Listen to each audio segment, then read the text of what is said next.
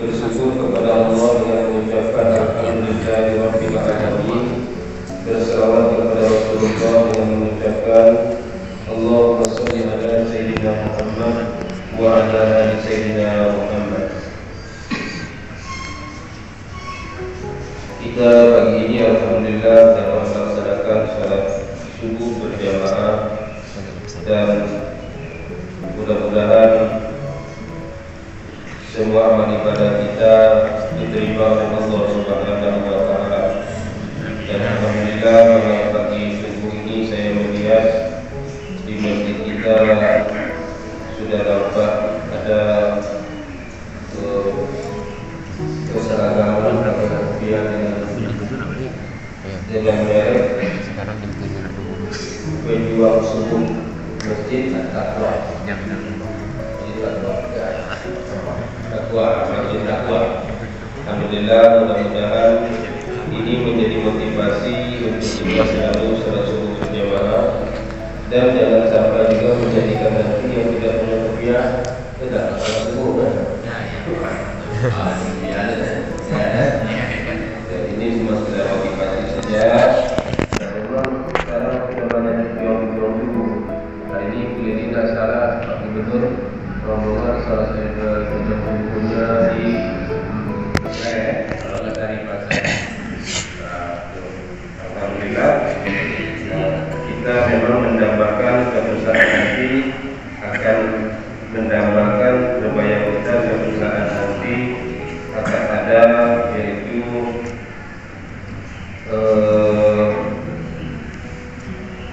mendambakan sholat subuh seperti sholat Jumat. Nah, itu yang kami kita nanti kita gambarkan. Kalau sudah sholat subuh sudah menjadi seperti sholat Jumat, itu insya Allah akan nampak kekuatan Islam kita. Ya, mudah-mudahan cerita itu akan menjadi sebuah kenyataan. Kita agak di satu sisi memang sudah satu tapi di sisi lain kadang-kadang kita selalu dulu setiap sembahyang pasti berjamaah. Ada yang kadang-kadang di antara mereka kalau tidak sanggup yang tidak datang ke rumah-rumah atau rumah-rumah ngajak orang untuk sembahyang berjamaah. Berapa kali waktu datang ke rumah saya ngajak dulu itu saya bukan ya saya belum ada sebuah kawan imam saya belum sanggup ya kita tidak boleh ya mereka sanggup silakan saja dan kalau kita tidak sanggup jangan nyalakan itu saja. Nah, kalau kita pada hari ini yaitu tentang yang kita sepakati kemarin hari ini selama duduk kita kemarin sudah menjelaskan tentang apa namanya itu masalah air suci lagi dicucikan dan suci tidak menyucikan ada air najis dan hari ini saya rasa lebih 15 dari malam ya. Jadi artinya kita mempelajari ilmu ini tertinjau dari bahasa tidak-tidaknya bukan kita dapat kawan tidak-tidaknya ketika kita melihat orang yang beramal berbeda dengan amalan itu jangan menyalahkan mereka karena mereka pun punya sadaran, punya landasan dan ada imam yang juga mereka ikuti. Salah satunya imam yang dari itu kalau kita lihat sejarah itu imam yang pertama muncul itu ya Imam Hanafi ya yang 40 tahun setelah meninggalnya Sayyidina Ali kemudian Imam Hanafi ini ya hidupnya di Baghdad. Nah, Baghdad itu jauh dari Mekah, jauh dari Madinah. Nah, maka para ulama juga menyebutnya beliau ini adalah ahli rohi, ahli logika, bukan berarti mengutamakan logika, tapi lebih banyak kepada hal-hal yang bersifat ditinjau dari hukum akal yang juga beliau menetapkan sebuah hukum. Kenapa? Karena hadis jauh dari benar itu, ya, hadis bukan hadis yang benar. Nah, tapi Hanafi artinya dia Islam karena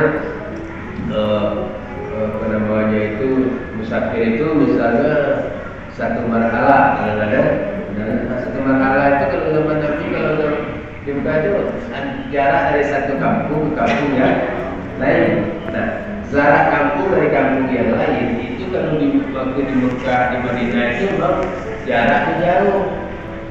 Nah, maka ulama itu membuat kalkulasi dari jarak itu dibuatlah 90 sampai 100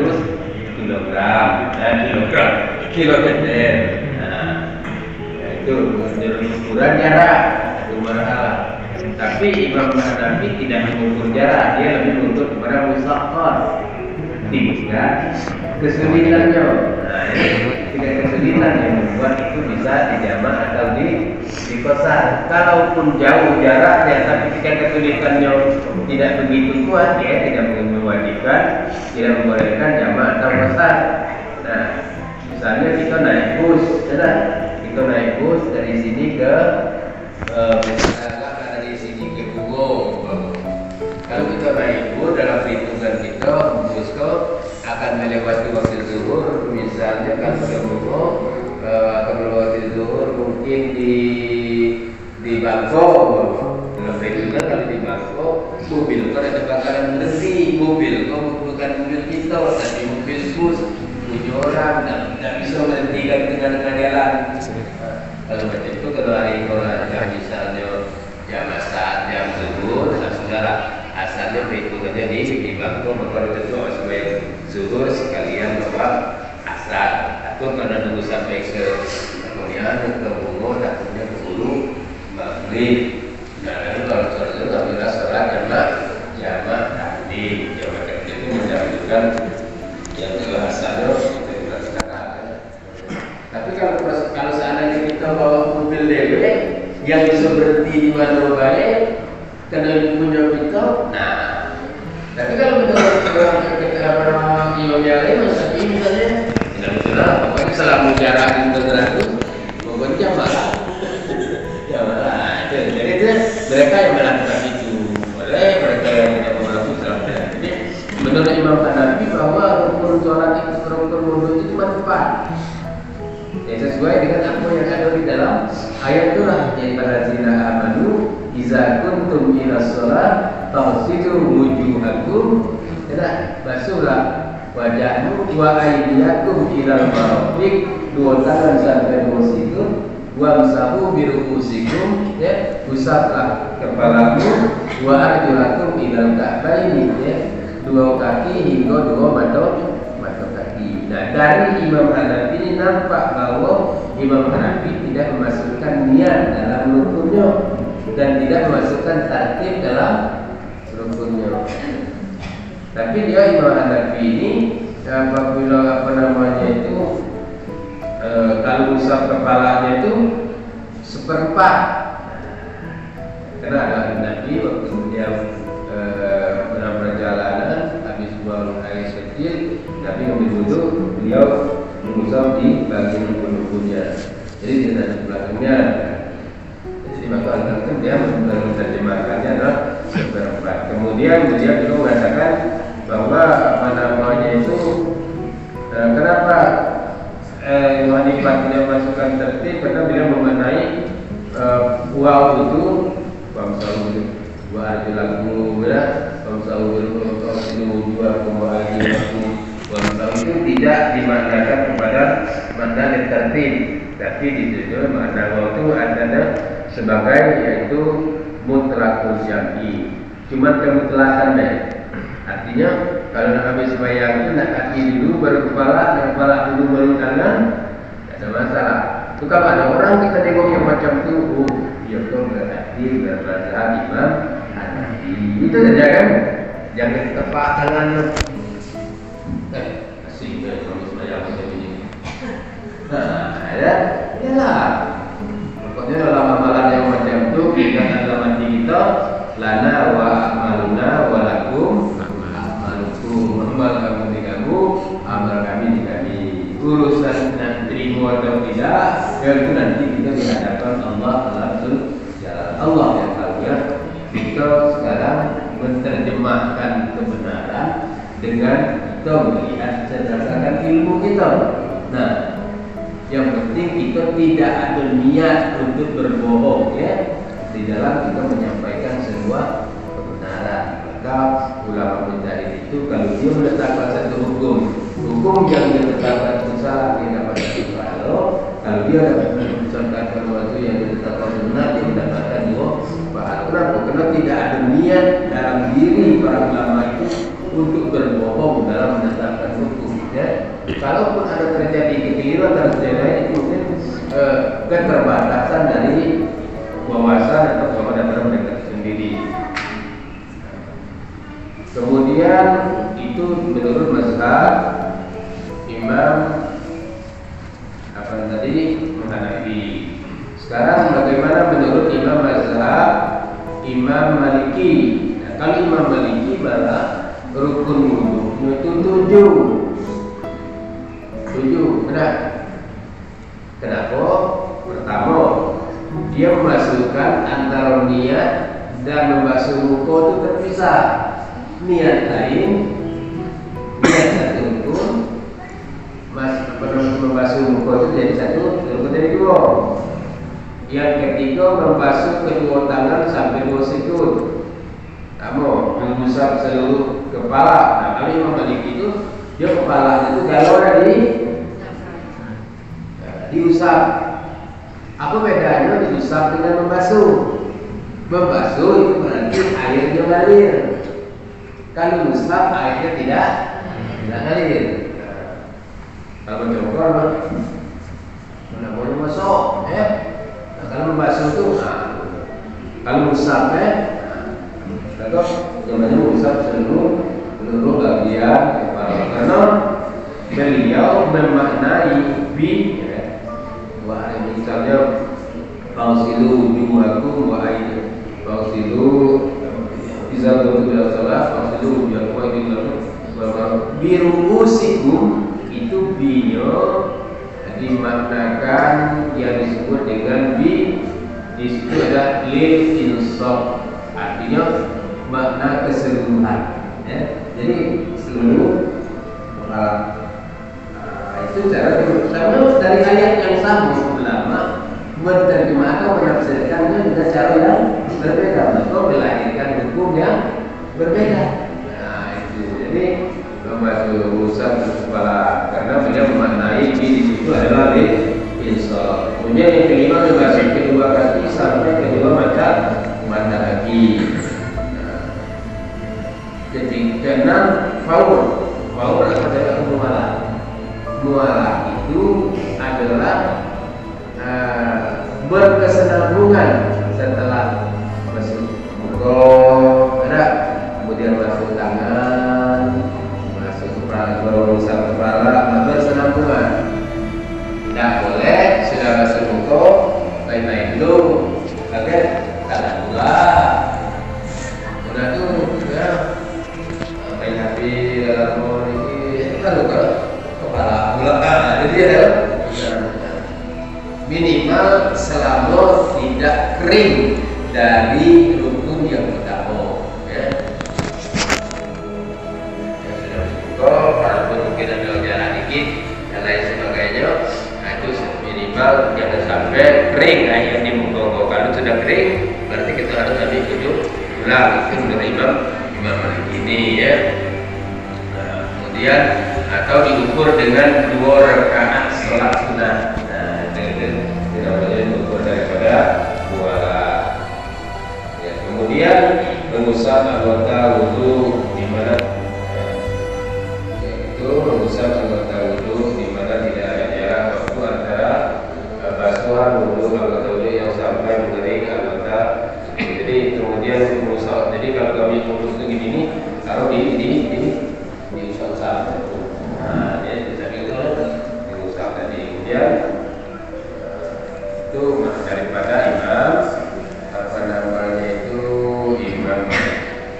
Imam Syafi'i ya.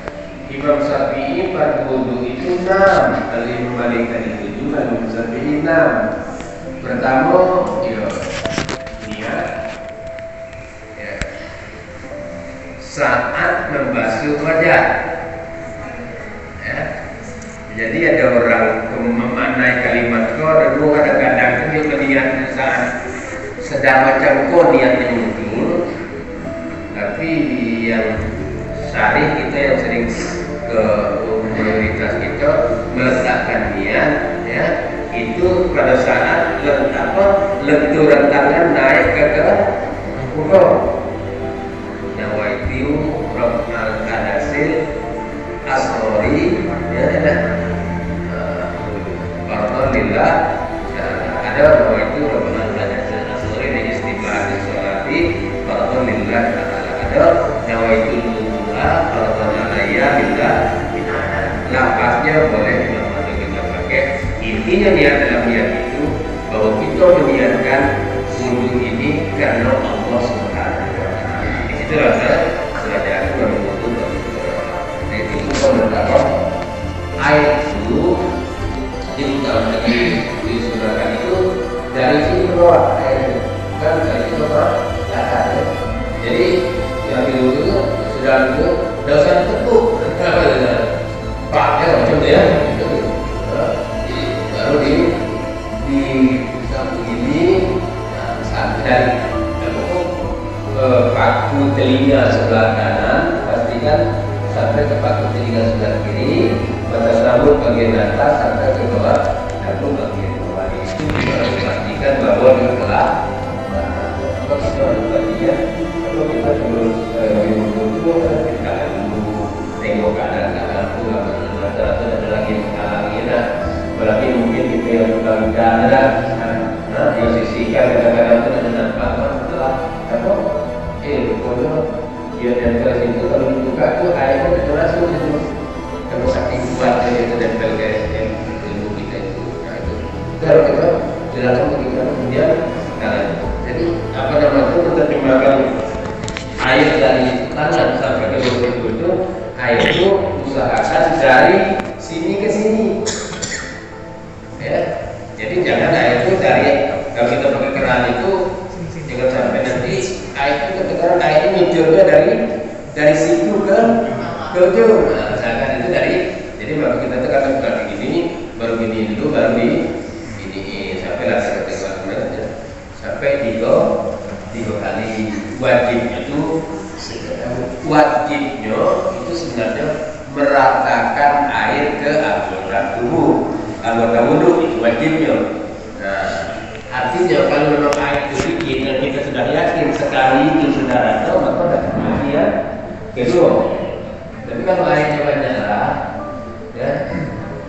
Tapi Rasulullah itu melarang kita lebih daripada 3. Itu jangan memubazirkan air. Ya. Yang memubazirkan air itu keran itu sedapat mungkin dapat apa kita kecil saat kita ambil wudhu itu. Untuk menunjukkan bahwa kita itu tidak boros mubazir terhadap air yang untuk wudhu itu. Bahwa ada orang kepala senang kecil, ada orang Arab yang mencontoh itu masa 1 gelas, ya, masa 1 gelas bisa 1 wudhu, ya. Nah, kemudian membasuh kedua tangan, juga kedua siku mengusap sebagian ke kanan. Kenapa beliau bilang mengusap ke kanan?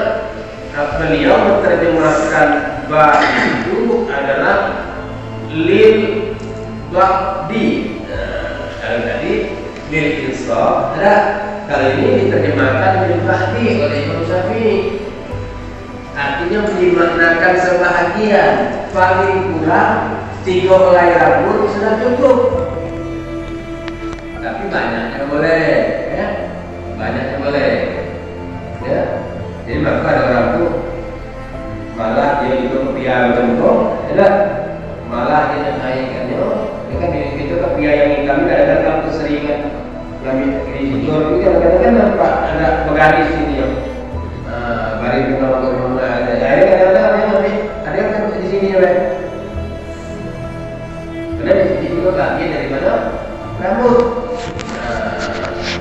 Tapi saya lebih senang itu ya macamnya sebenarnya begini tadi dari itu. Nah, dari kan bukan berarti kita ikut seperti mazhab Imam Malik tadi, ya, kita sedang membuat seperti itu karena rasanya lebih nyaman. Kita kalau rambutnya basah itu sambil wudhu itu badan kita rasanya lebih segar, ya. Karena kalau kita mau mempunyai macam itu kadang-kadang kepala sakit dikit-dikit itu bisa hilang, ya. Nah itu kenyamanan kita masing-masing. Tapi intinya dari mazhab ini bahwa kita asal atau minimal dimulai rambut sudah sah wudhu kita, karena beliau memanjakan daripada wudhu itu di mana sebahagia. Kemudian tertib, artinya harus berurut dari awal sampai akhir. Jadi berarti beda dengan tadi Imam Hanifah tadi bahwa tidak memasukkan tertib di dalamnya. Sedangkan menurut Imam Hambali bahwa untuk fardu itu ada 6: membasuh wajah, ya, kemudian termasuk muhadamah, istisqa, membasuh kedua tangan dan juga kedua siku, mengusap seluruh kepala termasuk dua telinga. Jadi musadah atau kepala itu dia langsung bersamaan dengan mengusap kepala dan telinga. Misalnya ini.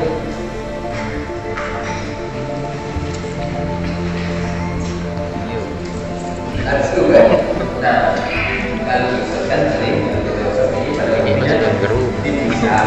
sudah yang kemarin sudah kita dibuat kayak berguna sendiri. Ini kalau telinga digosok dulu sini dalam dia, lalu terakhir ini, ya, boleh bersamaan, ya, boleh ini dulu selesaikan, lalu ini lagi. Jadi kebanyakan boleh. Intinya sebenarnya itu kan membersihkan telinga. Kalau cowok-cowok bukan membersihkan telinga, cuma masukkan air ke dalam. Karena ambil dulu kita bung, kita sebabnya air masuk kupingnya. Nah itu caranya. Kemudian di sini yang memunculkan perbedaan itu apa namanya itu. Yaitu yang sifatnya sunat-sunat ini itu pada umumnya tidak begitu banyak beda. Kemudian di antara sunat itu, tapi kalau ngambil sunat ini apa namanya itu harus tengok situasinya. Kalau di belakang bola berderet dan begitu itu sebaiknya ambil yang lebih ya.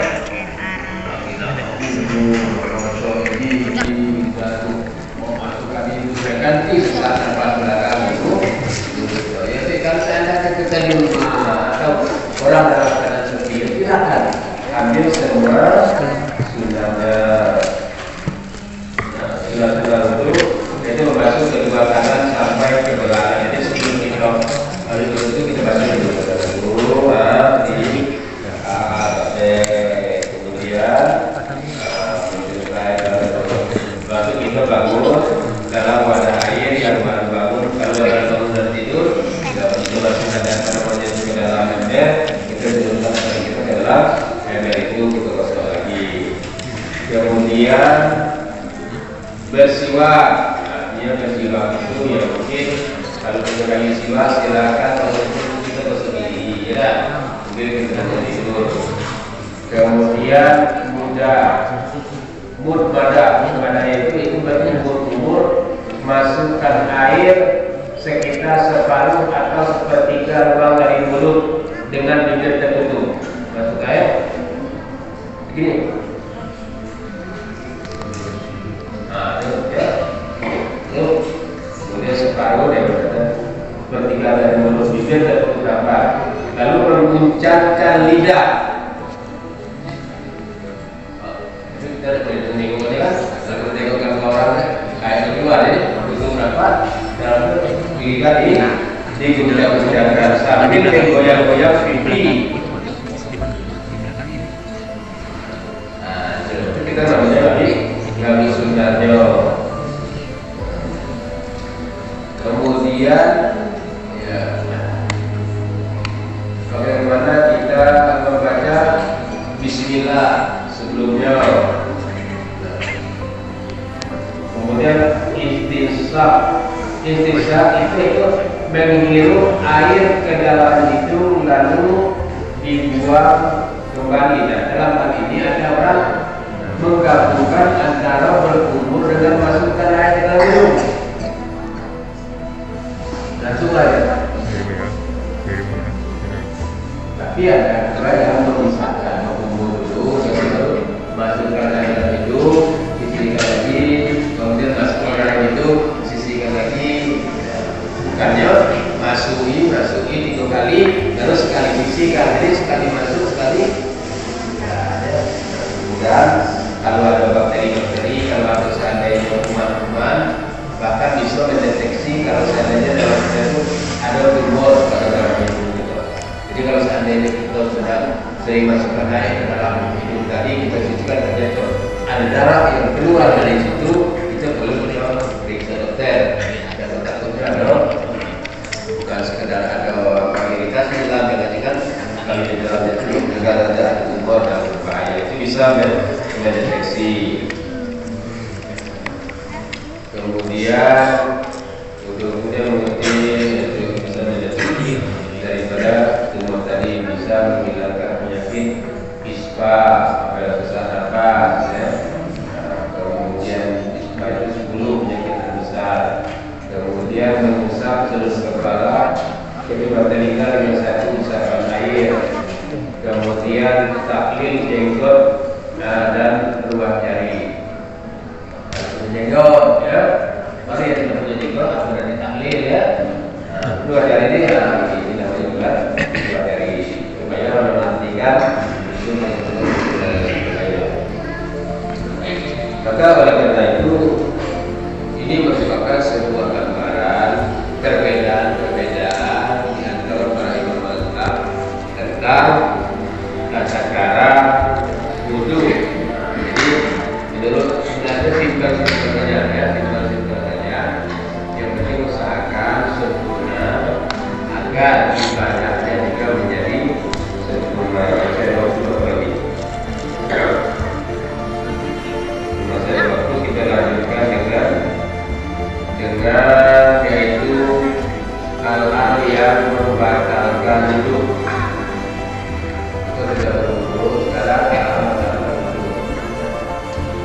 Membatalkan wudu menurut Imam Malik, Imam Abu Hanifah, Imam Ahmad bin Hanbal, Imam Syafi'i sepakat bahwa tidur dengan berbaring dan bersandar membatalkan wudu.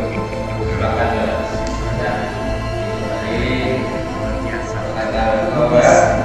Membatalkan wudu. Mereka cuma berselisih pendapat tentang orang yang tidur seperti orang sedang sholat. Orang tidur seperti orang sedang sholat. Sholat itu mungkin bisa saja duduknya seperti ini. Sudah sebelum, ya. Bisa saja ada orang yang sambil kerjaan tidur enggak. Ada enggak? Saking ngantuknya mungkin. Kalau mungkin kalau masalah berjamaah cepat lah dia rukuknya. Kalau di TV apa di rumah jangan tidur lagi sambil tegak. Nah itu ya. Kemudian yang Hanifah wudhunya sebagai orang sholat, menurut Ibu Hanifah menghadapi wudhunya tidak batal meskipun tidurnya lama. Bila tidurnya seperti orang yang sholat, adapun bila tidur di atas sisi tubuhnya atau berbaring maka wudhunya batal.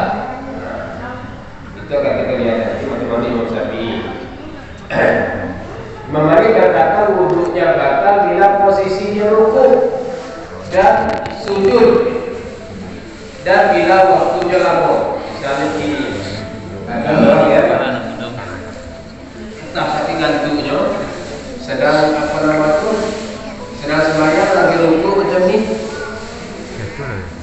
Datang ke tidur.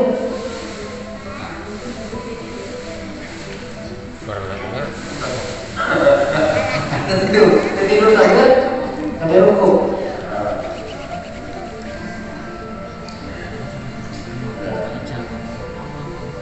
Ya. Posisinya berdiri rukuk tidur, maka bila posisinya wudhunya batal bila posisinya rukuk dan sujud. Jadi kalau sedang sujud tidurnya, ya mungkin ini persoalan pantat itu sedang merapat atau sedang merenggang. Mungkin kalau posisi zona kembali, kalau saya sedang sujud atau itu yang posisi pantat itu lagi yang merenggang, ini kemungkinan kedua kaki besar kan.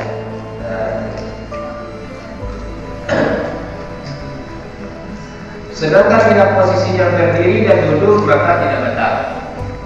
Menurut Imam Syafi'i yang kata bila dia duduk maka wudhunya tidak batal. Sedangkan bila posisinya selain duduk maka wudhunya batal. Menurut kaul Jadid, sedangkan menurut kaul Qadim wudhunya tidak batal. Batal menurut kaul Jadid, tidak batal menurut kaul Qadim. Jadi makanya kita ini mengambil pendapat Imam Syafi'i bagian. Ada tak orang yang sedang tertidur dan sedang melakukan apa?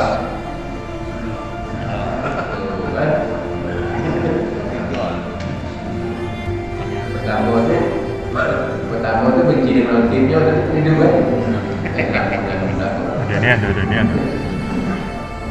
Kebencian konsep. Menurut saya ini tidak batal. Kalau tidurnya, tidur. Ya, tidur. Kalau orang yang baru masuk dan di sholat sunnah, orang lagi azan duduk di dekat tiang malah bisa tidur. Pas bangun orang teman.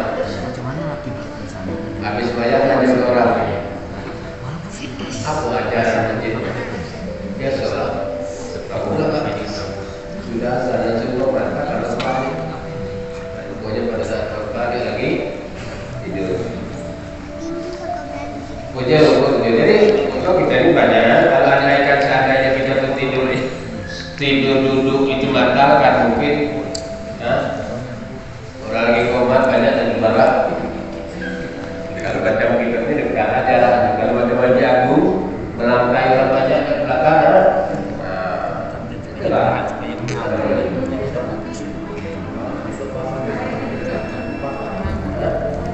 Dilihat di sini bukan soal tidurnya, yang dilihat di sini adalah posisi tidur.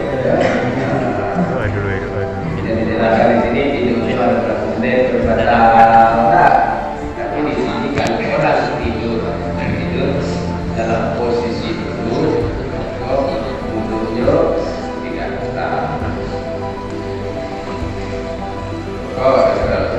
Lalu dalam Imam Syafi'i itu apa istilah kaul Qadim dan kaul Jadid? Imam Syafi'i menjalani organisasinya kelompok menjadi dua kategori. Kaul Qadim merupakan pendapat Imam Syafi'i saat beliau berada di Irak dan belum pindah. Itu namanya disebut dengan kaul Qadim. Kaul yang terdahulu. Kemudian disebut lagi dengan kaul Jadid. Kaul Jadid adalah pendapat Imam Syafi'i saat berada di Mesir, baik sesuatu yang ditulis maupun fatwa. Ada pendapat Imam Syafi'i, ada pendapat Syafi'iyah. Apa bedanya? Kalau pendapat Imam Syafi'i itu fatwa itu penetapan hukum itu memang dari betul-betul Imam Syafi'i. Pendapat Syafi'iyah itu bedanya di mana? Imam Syafi'i dia adalah murid-murid Imam Syafi'i yang berpendapat juga berorientasi kepada Imam Syafi'i, tapi dia bukan pendapat Imam Syafi'i mutlak. Nah, pada itu kan pakai Malikiyah, itu mazhab Syafi'iyah. Misalnya pendapat Imam Nawawi, Imam Rawi, itu bagian daripada ulama, anak-anak muridnya, penulisnya daripada Imam Syafi'i, dia juga berpendapat. Nah, itu orang nyebutnya dengan pendapat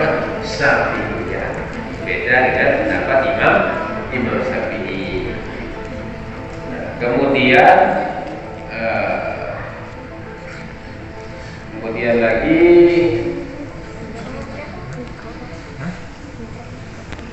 dari Ahmad, ya dari Ahmad pendapat bila tidurnya sebentar dengan posisi seperti orang salat yang berdiri, duduk, rukuk, sujud, maka wudunya tidak batal.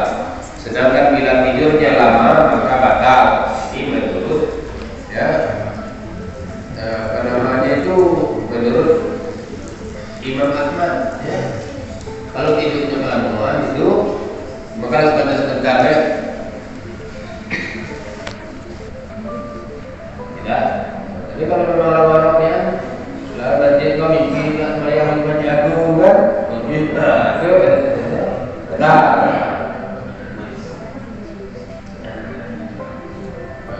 Adapun bila tidur dalam posisi ruku atau sujud maka dia harus mengulang rakaat tersebut dan tidak perlu mengulang wudunya. Nah, misalnya dia tidurnya dalam posisi sujud. Nah, dia ulang rukunya itu atau ulang sujudnya itu. Karena dalam saat itu dia tidak sadar tadi. Kedua, wudunya tidak batal bila posisinya berdiri duduk seperti mazhab Imam Malik. Pendapat ini dipilih oleh penduduk Irak. Kemudian ketika pendapat ini diriwayatkan oleh Ibnu Abbas, mereka adalah sesuatu yang keluar ketika pendapat diriwayatkan oleh Abu Musa, wudu tidak batal bila posisinya disedangkan selain itu wudunya batal. Mereka sepakat bahwa sesuatu yang keluar dari kubur dan dubur, kemaluan dan anus membatalkan wudu, baik yang keluarnya jarang maupun sering, sedikit maupun banyak, najis maupun suci, kecuali Malik yang berkata bahwa wudu tidak batal jika keluar dari dua jalan sesuatu yang jarang seperti ulat, cacing, kerikil dan lainnya. Imam Malik yang berkata tidak batal. Macam dibuat ada orang cacing, keluar cacing gitu.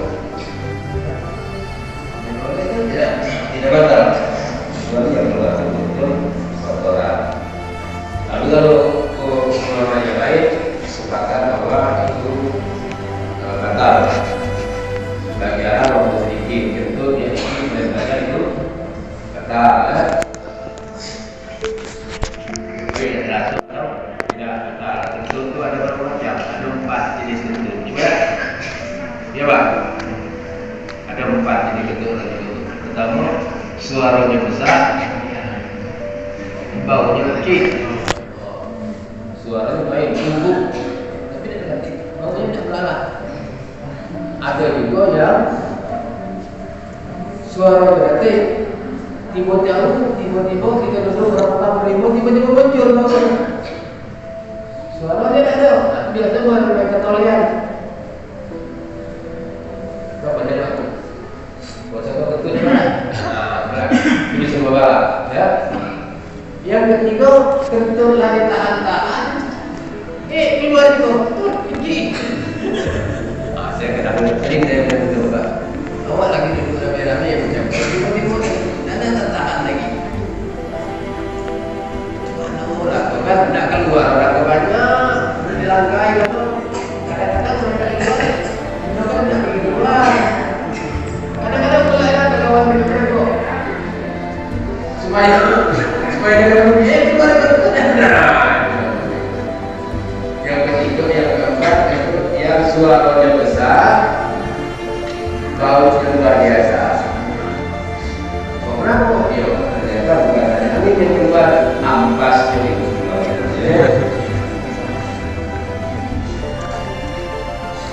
Saya rasa ini kajian kita pada hari ini. Besok kita lanjut lagi tentang sedikit yang saya berikan tentang istimewa atau ini sebenarnya banyak, tapi berbeda.